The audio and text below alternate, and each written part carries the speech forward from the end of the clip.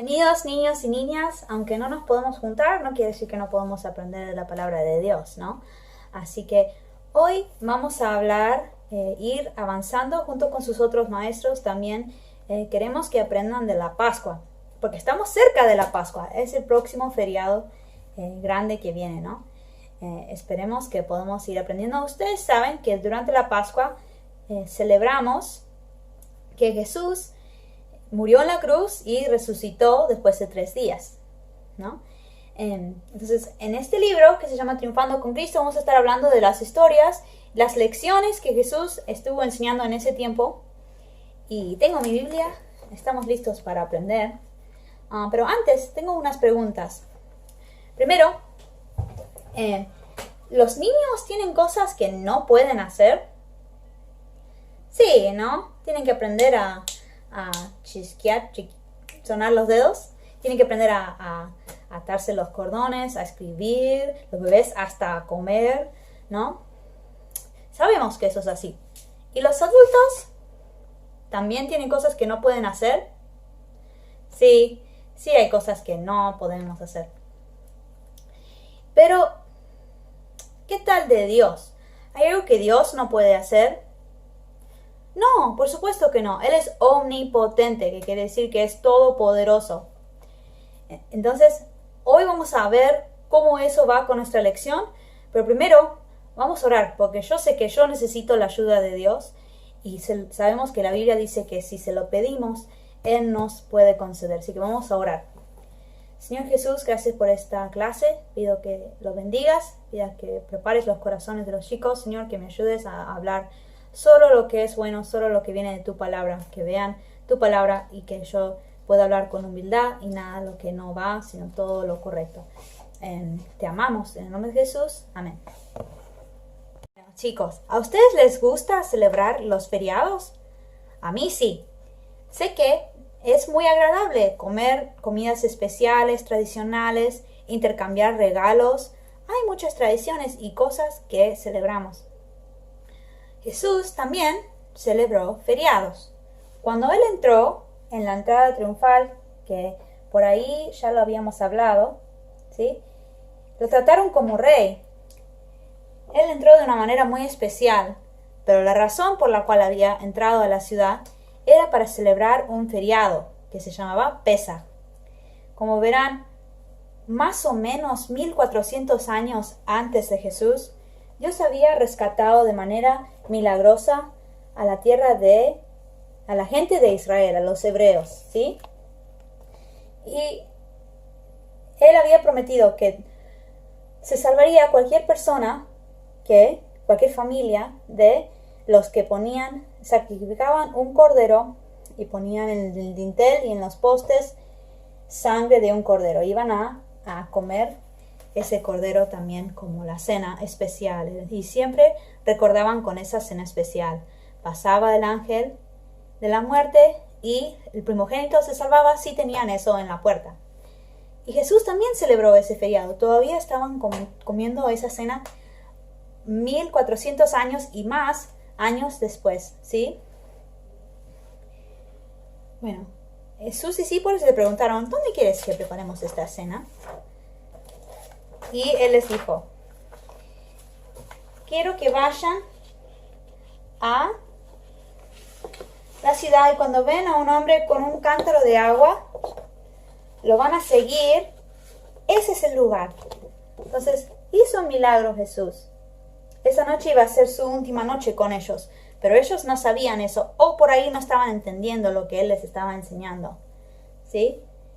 Y Jesús tenía unas lecciones muy especiales preparadas para esa noche y quería que ellos entiendan muy, muy bien lo que estaba sucediendo.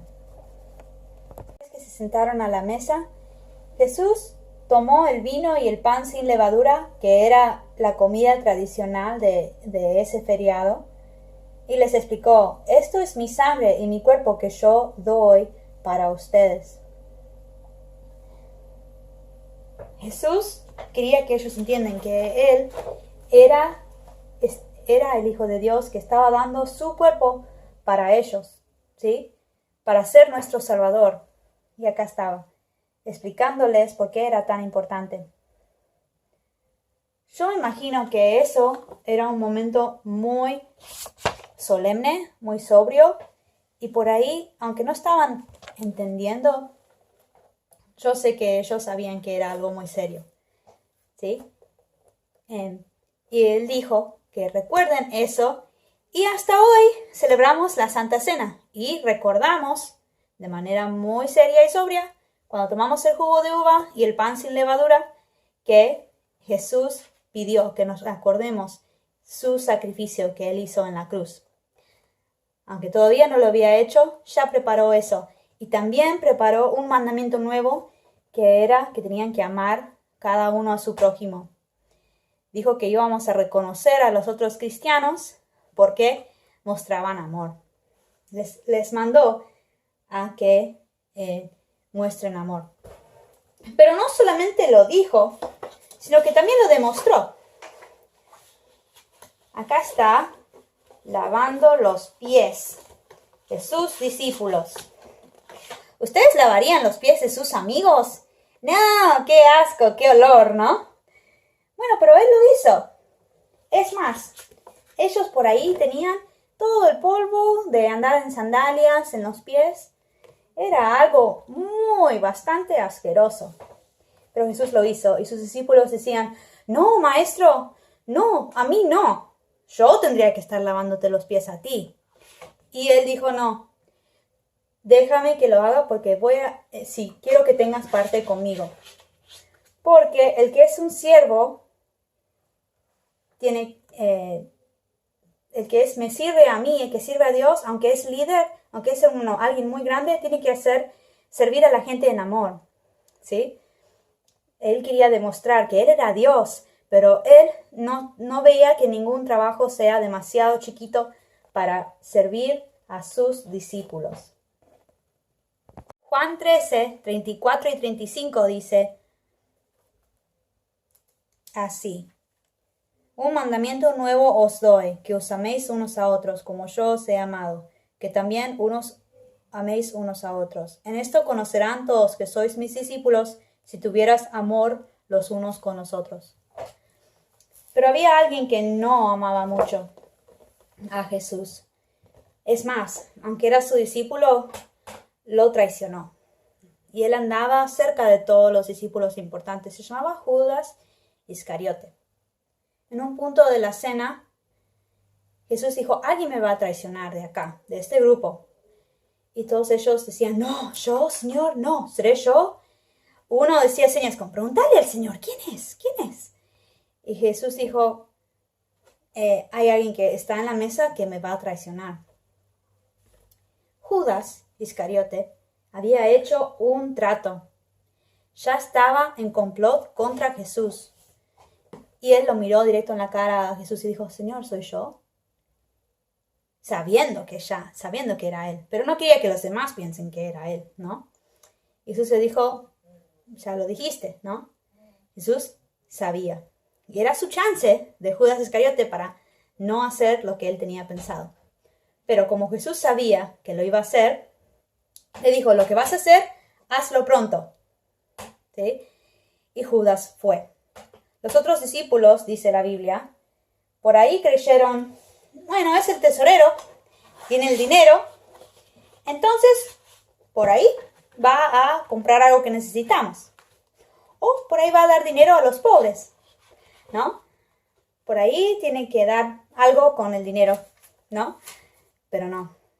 Él iba a ir a vender a su maestro, su amigo. Lo iba a vender por 30 piezas de plata. Él traicionó al que era su maestro. A los enemigos de Jesús. Imagínense eso, traicionado por tu propio amigo. Bueno, después de la cena, los discípulos y Jesús todos fueron a un jardín fuera de la ciudad llamado el Jardín de Getsemaní. Y ahí Jesús les confió a sus 3 mejores amigos, Juan, Pedro y Jacobo, que eran como sus discípulos más unidos a él, que él estaba muy angustiado. Bueno, pero ¿se acuerdan que habían cosas que los grandes no pueden hacer, pero dijimos que no hay nada que Dios no puede hacer. Pero Jesús se había limitado y vino a la tierra y estuvo en cuerpo de hombre, pero lo único que no podía hacer era pecar.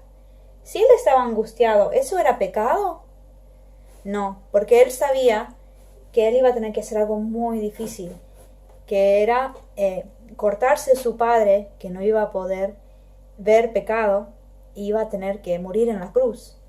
Por eso, tomar los pecados del mundo iba a separarlo de su padre y iba a tener que morir y sufrir mucho. Entonces lo que él hizo era ir a su padre, a Dios, ¿sí? Y pidió a sus amigos que también, que estén velando y orando. Acá está. 3 veces. Primero se apartó con su grupo de amigos, luego se apartó solo también. Y vemos que lo que él pedía, lo que él quería hablar, también se trataba de nosotros, que antes de irse de la cena oró también por nosotros. En Juan 17, vamos al versículo 20, vamos a ver por quién estaba pidiendo Jesús. ¿Qué era su preocupación en esa noche antes de morir en la cruz por nosotros? Juan 20. Juan 17, perdón. Juan 17, 20.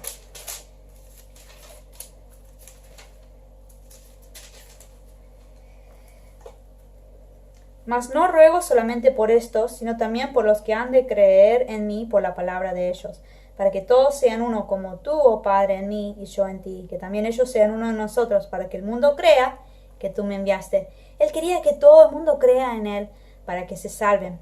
Igual como él había venido a la tierra para salvar al mundo, él quería que todos conozcan, ¿sí? Y al pedir por los que iban a creer más tarde, si tú crees en él, estaba orando por ti en ese momento, ¿sí? Antes de ir a la cruz, ¿no? No sé si antes de este momento también estaba orando. Primero oró por sus discípulos, que ellos sean santificados en la verdad. ¿Quién es la verdad? Jesús. Y quería que ellos sean santos en él. Pero si nosotros decidimos que vamos a ser sus discípulos, también eso nos incluye. Jesús murió por ti. Jesús quiere que tú también lo conozcas y que también seas salvo por él. Pero se puso a orar muy fervientemente. Dice que caían gotas de sudor como sangre, ¿sí? Así de fuerte era su oración. Estaba presentando su petición al Padre. Si era la voluntad del Padre, que él no tenga que sufrir. Bueno, pasan las cosas difíciles, ¿no? Y Jesús en su cuerpo era débil porque se había debilitado para nosotros, ¿sí? Y sus discípulos también eran débiles. Cada vez que él volvía a hablar con ellos estaban dormidos. Y él les pedía, vamos a ver en Marcos 14, 38, la petición que les había hecho Jesús, ¿sí? Les dijo, mi alma está triste hasta la muerte, quedaos aquí y velad, ¿sí? Les explicó eso, les dijo, por favor quédense acá conmigo y por favor velen acá conmigo, por favor quédense y oren. Y acá dice, velad y orar para que no entréis en tentación. El espíritu a la verdad está dispuesto, pero la carne es débil. Entonces él decía, bueno, ustedes desean en su espíritu el querer hacer el bien está, pero la carne es débil, ¿sí? Entonces Jesús no podía pecar. Habíamos dicho que Dios no puede pecar, ¿no? Pero nosotros sí podemos. Y ellos no estaban orando y por eso cayeron en sueño y no podían orar más para Jesús, que él les había pedido que oren, ¿no? Pero sabemos que con la ayuda de Dios podemos. Y eso es lo que Jesús estaba haciendo. Estaba pidiendo la ayuda de Dios. Y nosotros también, cuando estamos débiles, tenemos que pedir la ayuda de Dios, igual como Jesús pidió la ayuda de su Padre. Si Jesús necesitaba la ayuda de su Padre, ¿cuánto más nosotros, no? Y eso es lo que quiero que aprendan. Y cuando sientan que están tentados y débiles, recuerden, velad y orad. Orando podemos vencer cualquier tentación.